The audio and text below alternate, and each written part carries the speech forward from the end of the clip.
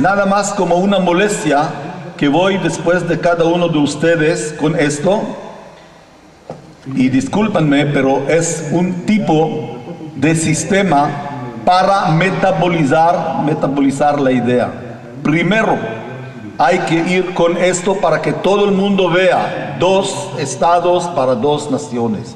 Segundo, va a ver que unos no van a entender perfectamente quién es, entonces van a preguntar. Y así va a ser este asunto muy actual para que más temprano posible que se va a actualizar esto.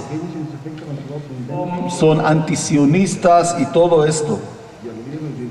También tienen la ayuda de este famoso presidente de los Estados Unidos, presidente que espero que solamente hasta noviembre.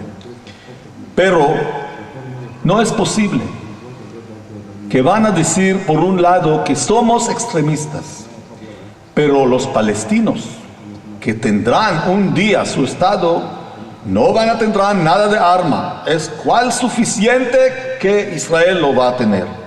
No es necesario para que lo tenga también los palestinos.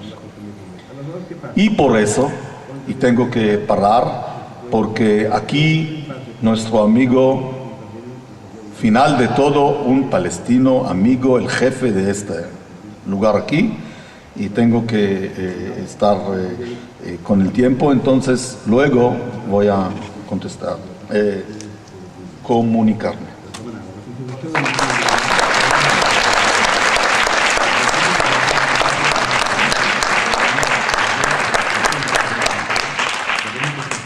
Well, the information that you gave, and I do love to keep hearing you talking about the Palestinian rights and all these things, but I have to respect others' times, so excuse me to interrupt you. That we do have very unique, special, lovely speakers.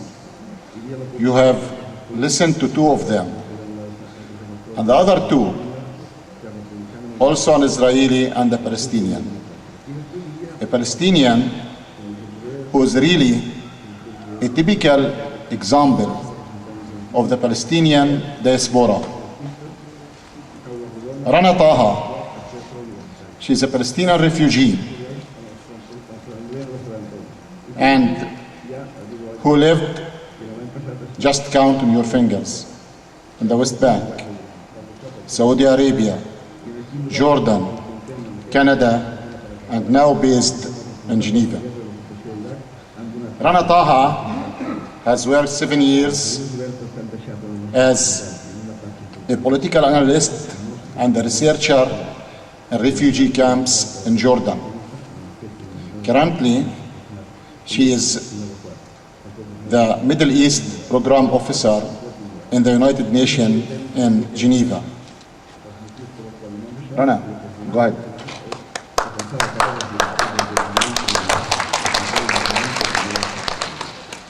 Thanks a lot, Ghassan. I'm going to talk today about grassroots and civil society's role in peace building in Palestine and Israel. And my presentation is very much linked to Gilad bin Noon's presentation. We're both a team that work together as a Palestinian and Israeli within the United Nations in Geneva. And luckily we've had the opportunity to work together for the past 3 years on specifically researching ways in which we can involve civil society, grassroots, in peace building efforts. And our big question was at the time when we began working together 3 years ago is why did the Oslo peace process collapse and how could we avoided it? And there's so many different answers to be given to this question, one of which interested us was actually the role of civil society and the fact that civil society and grassroots were absent to a great extent from this process. We focused pretty much on this and took a magnifying lens to look at what happened before, what actually was the role of civil society and grassroots in the Oslo years. And I listened to Amna speaking before, and she mentioned the people-to-people projects. And this is exactly the kind of projects that we try to focus on and study with a very critical view, realizing, however, the value of these projects. Knowing that I have very limited time, I'm just going to go very briefly over some of the criticisms that we have against the people-to-people projects. One of which is that, maybe, I don't know if you're familiar with it, so maybe I should give a little bit of introduction to what we mean by people-to-people. As part of the Oslo process, there was a small annex that recognized the importance of including people and grassroots into the peace process. And the way it was defined at the time is we actually need to bring Palestinians and Israelis together to talk about different topics and help them introduce themselves to one another, get to know about the culture, discuss some politics, and make some friendships across the board. Just by having the design and the definition as stated, the people-to-people de facto had so many defaults. One of them was the fact that they were elitist. They attracted mostly the people who were well-educated, the people who studied in the West, the people who actually spoke foreign languages and can communicate. And on top of that, the fact that they attracted people who are, to begin with, willing to sit with the other across the table. And we all know that the majority of Palestinians and the majority of Israelis are not yet at that stage. They're not ready to sit at the same table and discuss politics or religion or culture. The fact that most of these activities have stopped when violence erupted showed a little bit of superficiality of these projects, and maybe because of the natures of these projects, they had to stop when there was violence erupting. One other aspect of the criticisms was the fact that though this people-to-people project was already established as one of the important points in the Oslo peace process and in the Oslo agreement on paper, it failed to link up the work at the grassroots level with the work done at the track 1 peace processes. So having said all of this criticism, we looked at ways in which we can incorporate all of these points into a new model that would look at the role of civil society and grassroots in both Palestine and Israel to establish something that can go beyond the elitist circle, that can actually attract many more people, that would induce a little bit of change and transformation in the behaviors on both sides, and would be less likely to collapse in times of violence.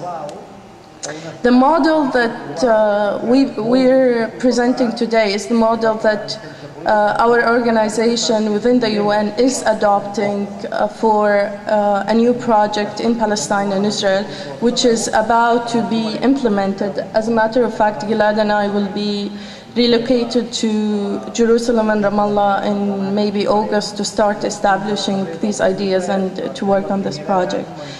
The main framework of the project says that before bringing Palestinians and Israelis on the same table to talk to one another and to discuss different aspects of the conflict, different aspects of the culture, we need to take one step back and we need to have some internal dialogue inside the different societies. So we're calling for separating the tracks between the Palestinians and the Israelis at this level within this project. So we're saying we need to work more as Palestinians within the Palestinian society, and Israelis need to work more within the Israeli society. On the one hand, and hearing what Teddy has said, the bigger question that we kept asking, how can how can we ask the small peaceniks in Israel to reach out to the Palestinians on the other side, while within their own society they're a small minority and they still have a lot of work to do to enlarge the circles in which they work. And similar question is asked on the Palestinian side, however, in a very different format. The big question that we're asking on the Palestinian side is basically what is it that we can do as Palestinians, irrelevant of what the international community wants us to do, that would help us end the occupation, that would help us arrive to where we want to arrive at. And to address these two issues and many other issues that maybe Gilad will get a chance to touch upon, we're looking at a project in which the Palestinians would look at how Palestine is going to look like in 25 years from now, from political, economic, social, cultural perspective, detailing all of these aspects, working with groups whom we have not worked with before, the groups that were excluded, including refugee communities, including people with Islamist backgrounds and Islamist affiliations, people with communist and leftist background, as well as people from Fatah. So working with the different aspects of the Palestinian society to form and to try to define what Palestine looks like in 25 years from now, and then how can we arrive to it? What are the ramifications of having a political Palestine that looks a certain way? And what is our role to arrive to it? And similar thing on the Israeli side.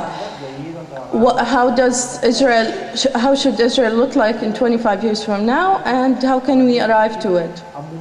Now, this work is based on, just to maybe end my presentation, our work is based on a very basic assumption. For around the past 10 years, we've been following the different polls coming out of Israel and Palestine, trying to relate to the attitudes of Palestinians and Israelis toward the peace process, towards coexistence. And for the past 10 years, we have gotten the good news of consistency, a consistent majority of peoples on both sides who are saying, theoretically, yes, we want coexistence. Theoretically, yes, we want the other to live in peace, and we want to be integrated as an Israeli state. We want to be integrated within the Middle East. As Palestinians, we recognize the fact that Israel is a state right now, and we're willing to live with it. So how can we connect between this theoretical thinking of what people want and what they're actually doing, and the voting that puts someone like Sharon into offices, and a silent majority on the Palestinian side? How can we mobilize people? These are the kinds of questions we're struggling with, and we're about to establish the project. I guess I'll end here and leave space for questions and answers later on, and I'll leave it back to Hassan.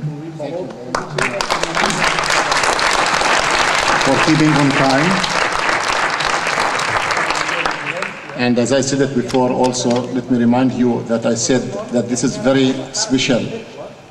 Jerusalem. He served in the army in the occupied territories from 1990 to 1994.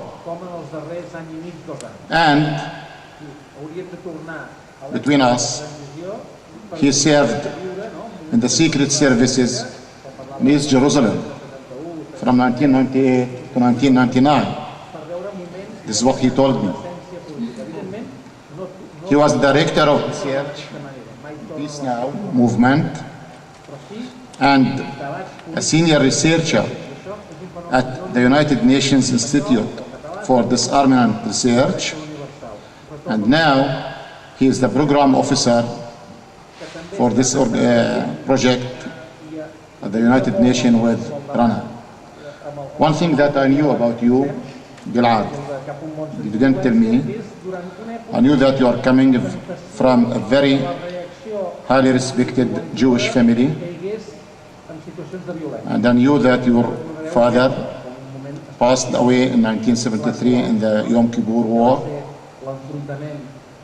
He was a high position, rank position in the army, and I knew that your mother is a very hard, active peace activist in Israel. Glad. Thank you, Mr.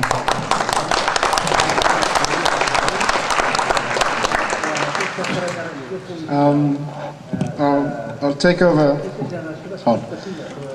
I'll take over from the basic point where Rana ended, which is the issue of separating the tracks. Working in Israel, within Israeli society, working in Palestine, within Palestinian society, and then trying to bridge that at a later stage. The model basically is something we thought about in the last 3 years, and we were further persuaded for it in a trip we did last year to Northern Ireland, where we looked at some things that happened over there, and it seems a little bit to resemble. We have to remember that we are working within a UN platform. It has its upsides, it has its downsides. It definitely has its downsides in Israel. And currently what we're actually seeing are 3 elements on the ground that when we couple them together, what we actually get is a tectonic shift from what we've known in this conflict probably in the past 15 years. The first element is a change, it's a cognitive, psychological element, which is within Israeli society who holds the power. It's a change from a negotiated type of thinking to a unilateral type of thinking. Even in the worst case, when Sharon was foreign minister to Netanyahu in '97, they still signed the Hebron Accords and still left Hebron, or part of it at least. And everybody was working within a negotiated type of understanding.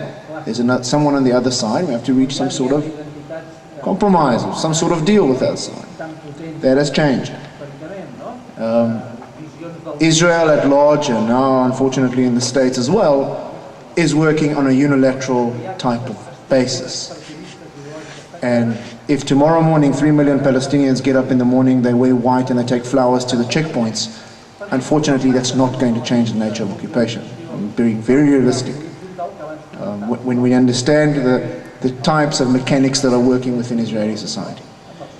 The second thing coming out of that unilateral thinking is the wall. The wall is effectively changing any reality that we've known in this space for a long time, on all fronts, sociological, environmental, security, anything you want. And the third thing, and this is more of a backdrop, but it definitely has implications, is the US occupation in Iraq. Because the US occupation in Iraq mirrors itself to an Israeli occupation of the West Bank and the Gaza Strip for the past 37 years. We are working basically to ask each side, and in my case to ask the Israeli society what they want.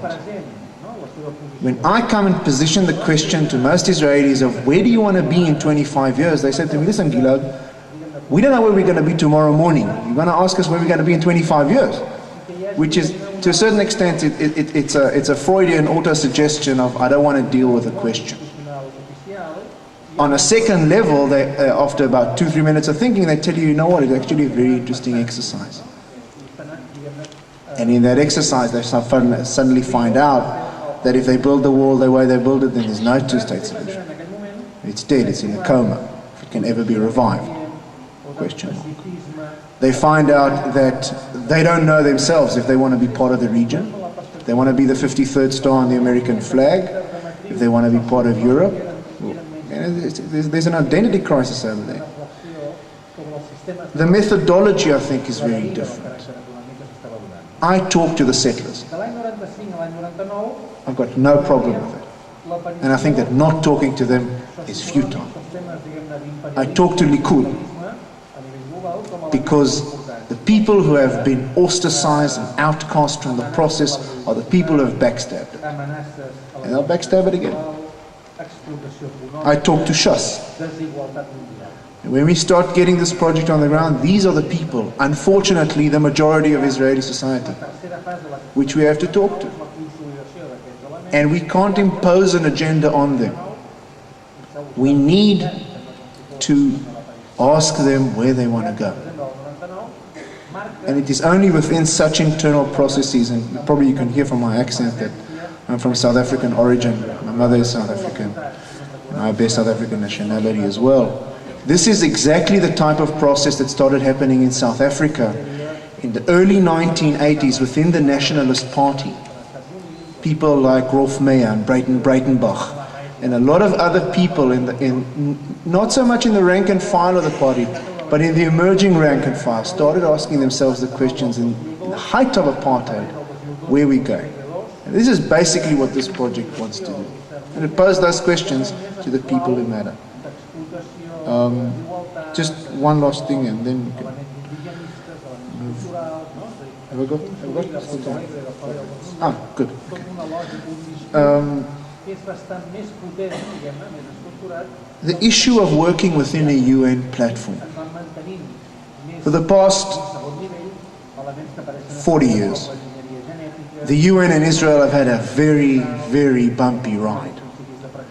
And the bumpy ride goes for both sides. It's not only Israel's fault. When we can agree or not agree on different definitions, but when the UN takes a General Assembly decision that Zionism is racism, I'm not even getting into the intellectual debate that is happening. I'm talking about the man on the street who never went to university.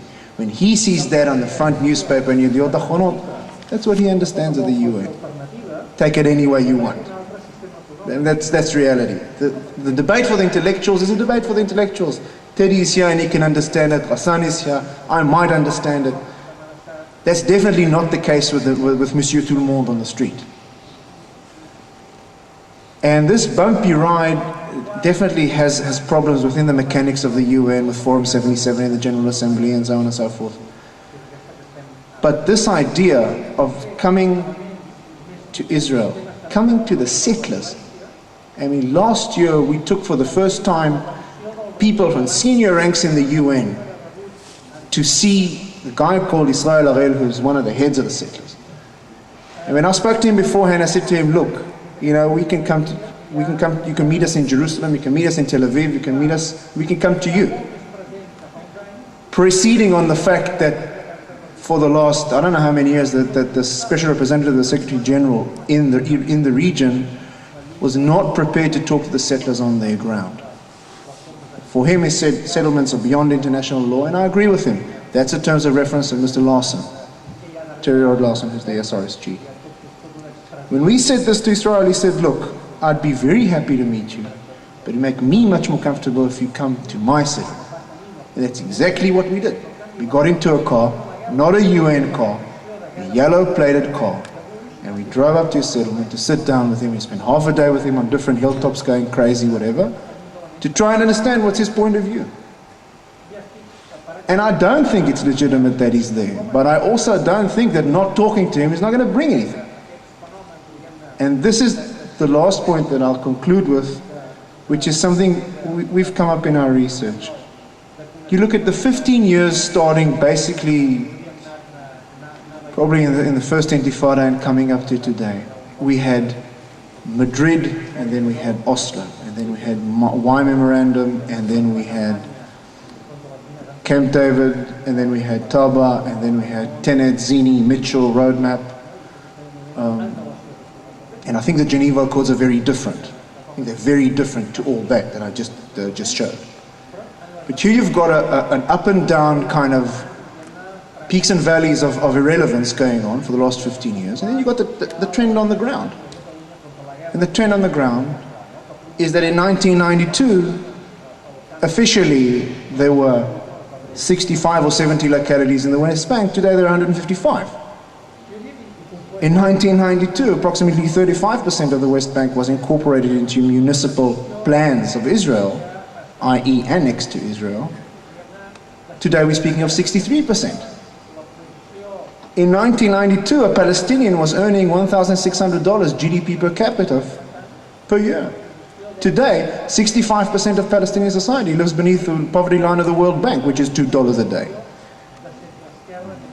So here's a trend on the ground, and here's a trend on track one. And for me, they don't come together. So, you know, something's wrong over there.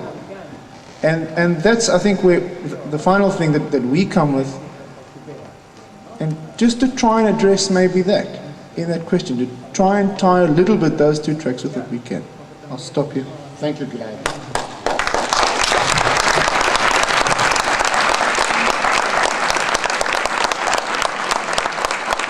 Approximately 37 minutes. Maybe one of the most immediate things that come to my mind is that when we think of fundamentalists on both sides, we tend to think of them as one coherent, very solid group. The leadership and the statements that we hear on TV reflect the majority of their followers. And the truth is, and through the research we've done and through the field experience, you realize that this cohesion is more imaginary than real. And that the fact that you have 2 or 3 outspoken leaders within these groups who are able to actually hijack some of the very important ideas about how we can address a certain area or a certain problem it reflects the fact that we also have a gap in the moderate thinking and in the ability to attract the people who are listening to the extremists on both sides. When we talk about settlers, we think of settlers as one homogeneous group. And Gilad knows this, and I've learned this also from him and from reading about the Israeli society. The fact of the matter is the majority of the settlers are not religious settlers. They're secular settlers who come there for looking for cheap housing. Really, this is why they live in the West Bank and Gaza.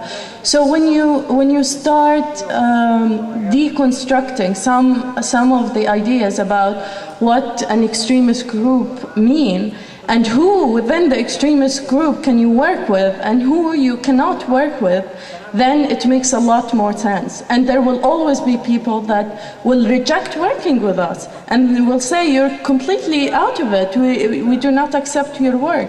But there will be people who will listen to us and we will be able to work with on both sides. Just for your information, it is amazing for you, or it might be amazing for you to know that 2 settlers were arrested by the Israeli police, being accused that they are the ones who drove 2 Palestinian, what can I say it? Suicide bombers. Yeah. This was against money. They drove them against money. And they confessed this. I just want to add to the issue. I don't have the mic is working. I just want to add to the issue of working with the extremists. Definitely within Israel and Palestine, we tend to think of this conflict as different. There are all the conflicts in the world, and then there's Israel-Palestine. And to a certain extent I can understand why, because it's the Archimedes point of all conflicts, of north-south, of east-west, of poor and rich, of the West against the rest, I mean, West against Islam and whatever, if I'm using Huntingtonian terms. But it's not that different. And I think what I've benefited in the UN for the last 3 years is to look at comparative experience from a lot of other places. And suddenly you see that in Guatemala, for instance, where we work, there were also extremists in a military junta that was there for 30 years, and 300,000 people vanished into thin air. In Northern Ireland, the hardest part was probably working within Sinn Féin, Gerry Adams, and on the other side with Ian Paisley. and so on and so forth. And we have a team who works in Rwanda with all that's happened in Israel, Palestine, however disastrous, it doesn't even come close to 800,000 people murdered with machetes. And it's a lot of work, to be sarcastic. And you see that as Rana said, once you break up that group in serious research and you look at what their composition is, that's when you start walking in there and dealing with them. And they might have a different rationale, but the image from the outside for me is the most dangerous thing, because at the end of the day they're people like you and me. They make a living, they pay a mortgage, they got kids that have to go to school and all the rest of it. And there are certain rationales that you can deal with. Again, comment about the issue of extremism and fundamentalism. I just want to share with you the following, that when speaking about the Israeli public, over 70% believe that there should be or there will be a Palestinian state, and they are for a Palestinian state. But at the same time, over 70% are supporting the measures that Sharon is taking in the occupied territories. There's a big contradiction here.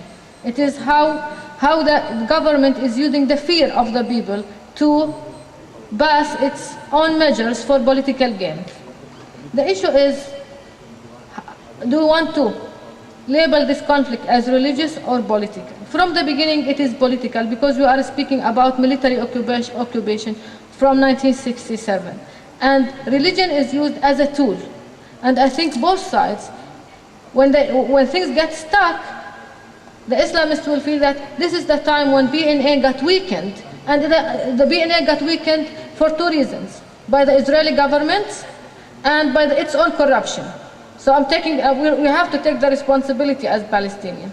But at the same time, the Israelis, Sharon is a secular, but he has used always religion, and he has been the father and mother of settlement building in the occupied territories.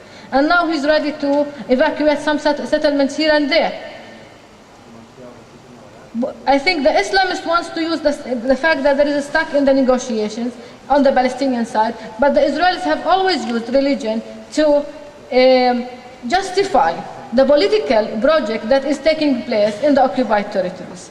But in essence, the project is a political project, and it's a political conflict.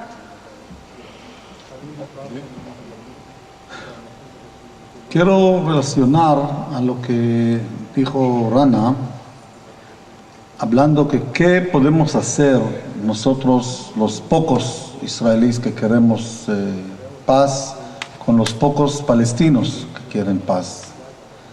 Bueno, el patente es nada más seguir, creer que sí podemos. Muchas cosas empezaron con poca gente y poco a poco eso se hizo grande. No dejamos de hablar ni con los israelíes ni con los palestinos. Hasta hoy en día tenemos juntas con palestinos. Cuando entramos a la Mucata para, por un lado, defender a Yasser Arafat, a ver, porque puede llegar Sharon para matarle. Mientras tanto, sí hablamos con ellos y sí hay con quien hablar. Igual se puede hablar con muchos israelíes, aunque ellos que creen que todo Israel es de los israelíes, porque no todos vienen ahí para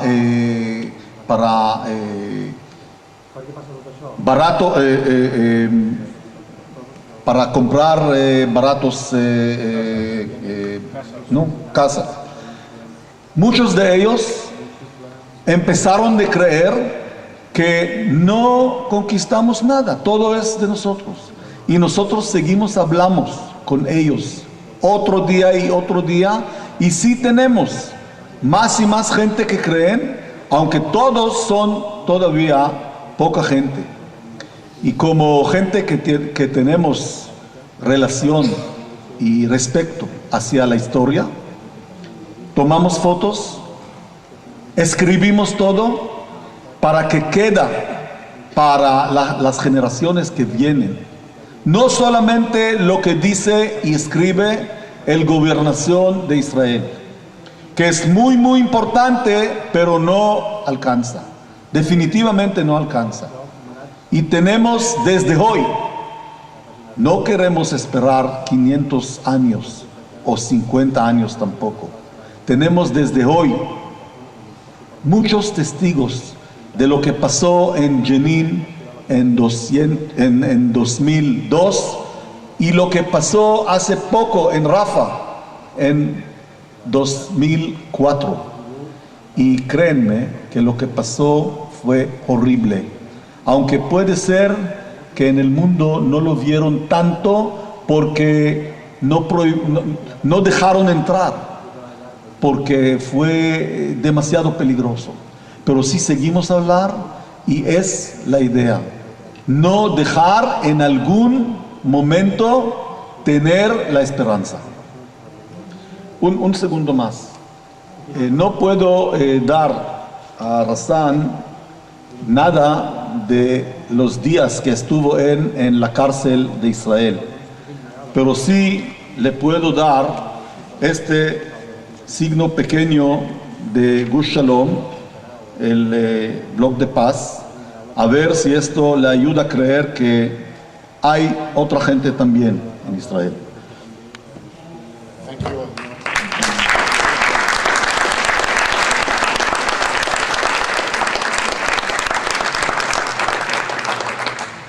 Well, I appreciate this qualitative present from my cousin, and just today to let you know that peace is not given, peace is made by oneself, and we have to make it together. Gilad asked me just for half a minute to comment something that today, then I'll come back to you, my friend. Just on the issue of working together versus working apart, that is what we do. I think the big issue in the previous process was that the only thing we had, and Teddy is so right, I mean, I remember this also in Peace Now, it started from a very small group of people who work together. The point is, if I'm taking, for example, the South African experience, we need what we call different strokes for different folks. The people who can go and work together with Palestinians, Israelis and Palestinians, they must go there. And we must provide a track for the people who don't want to sit on the table with the Palestinians, but have to start being engaged in the thinking of where they want to go. And we probably have to provide another track for the politicians, and probably a different track for the very ultra-extremist, even paramilitaries. And all that has to happen at the same time. And maybe if all that happens at the same time and we fill the gap so that everything from the very grassroots of civil society to the very high up track one kind of shifts, then we might get to a position where this changes. Yes, my friend? The lateral world that we live in. The fact of the matter, we're not suggesting that this is the way that should be done across the board. On the contrary, we're saying people who are doing the great work that you're doing should continue doing it with high quality. But to increase the circles of our work and to reach out to groups who are not willing to sit with the others, to work with groups who need the preparation work inside the one society, we need to use this approach. And if we look at that, we're talking about a big majority in the Palestinian and Israeli society. So having proposed this as one way of doing things, we're not by any means suggesting that it's a mutually exclusive way. And we also realize and emphasize the fact that we need to work in different ways with so many different people, complement one another's work to make any difference in this conflict. People are different and you need different approaches to address this conflict. Voilà. Methodology in a minute. Go to the ground. Comprise a country team, a local country team, which has Likud settlers, Shas, Russians, anybody else within Israeli society. They have the buy-in of a long process that we've been doing for the last 2 years on the ground with the senior heads of those groups. That team goes and identifies approximately about 200 participants who can be future leaders, similar to the idea of thinking of what happened in South Africa. The Rolf Meyers and Brayton Breitenbachs now in Israel, who will in 20 years become senior leaders. Engage them in the process of thinking, discussion papers about the question of what's your vision for Israel in the next 25 years. That goes back to the people who are more senior than them, higher political figures, and back down. And then once that thing happens, the mirror image of that has happened in Palestine. You have two visions, you try to see where they lap and where they exclude. Comments about people-to-people programs. I agree with you saying that political dialogue should continue and we shouldn't stop, bearing in mind that the many tragic flaws of people-to-people programs. However, I think one of the mistakes of people-to-people programs was the fact that they wanted people to meet for the sake of meeting, for the sake of dialoguing, not put that into a program with defined objectives and that will go on and has sustainability afterwards. So it is important to learn from the mistakes and build the programs with sustainability and common objectives and hopefully work together for mobilization to end occupation. This is what we need. The other comment about the fact that we share humanity and all people are unique, I agree with you, and I add a third point, that we share humanity, all are unique, and we are all equal in value.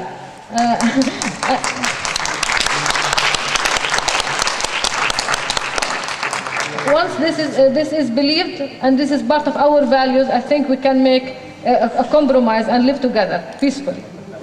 Thank you. Hablamos de la esperanza, no aceptamos nosotros que va a haber otra vez Barak, que fue un desastre. Esperamos que en